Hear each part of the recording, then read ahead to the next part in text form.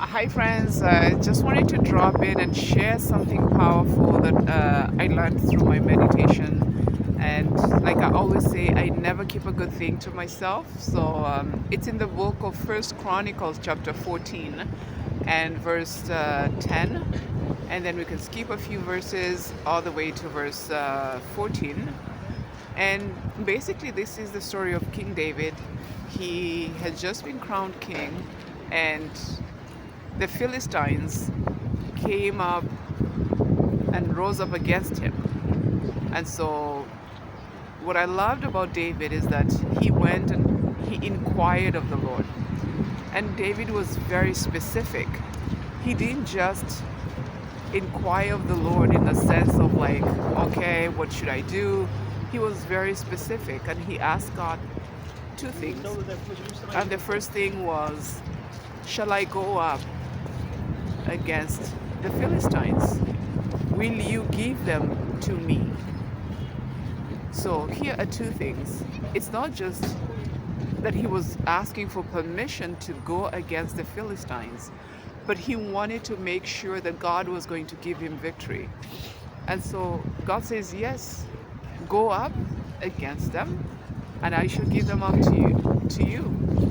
And so David goes up, and sure enough, he wins this battle. And then a few verses down, the Philistines, they come again and they attack. So something to note here, same enemy and same David. So David would have been like, oh, I know the drill. These are the same people. I had asked God last time, and God had said, go up against them. So you see, he didn't do that. He didn't assume that it's a copy and paste when it comes to God. The Bible says that David inquired of God again. Friends, that is the difference. He inquired of God again, and he said, shall I go up against the Philistines? And we will be like, yeah, of course God is going to say, yes, go up. But no, God changes the strategy here. And he says, you shall not go up against them, but you shall circle in the back. And God gives him a strategy of ambush. You see, even though David was the king, God was the King of Kings. He was the commander of this army, of the army of the Lord. So whatever battle that David was fighting, it was actually God's battle. And so it was important that he took instructions from God on how to set himself up so that he can be successful. And so the same thing I want to encourage you this morning is that don't assume God. He has 1,000 and 10,000 ways of doing things.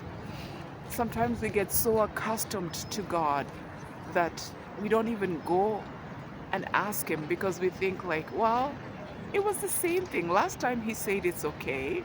No, I encourage you to always seek God's counsel. No matter the situation, no matter whether it's the same thing that you faced last time, no matter whether it's the same enemy that you faced last time, because chances are God might give you a different approach. And if you neglect this, if you assume that you know God, if you assume that you have mastered his ways and just move ahead, chances are, friends, the outcome is going to be different. So I'm encouraging you to always inquire from God. This is one aspect that I love about David. He always inquired of God, and God would tell him what to do, what the next move should be. So, what are you facing today? What decision do you need to take?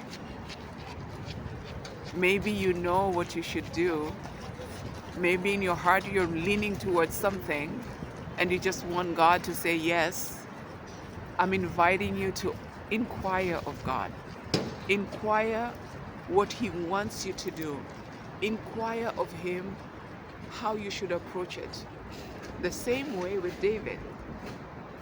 Not just, can I go? You know, kids, they always do that.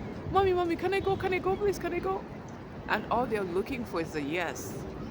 But David wanted to know, other than just going, will I have victory in this? Will I be successful?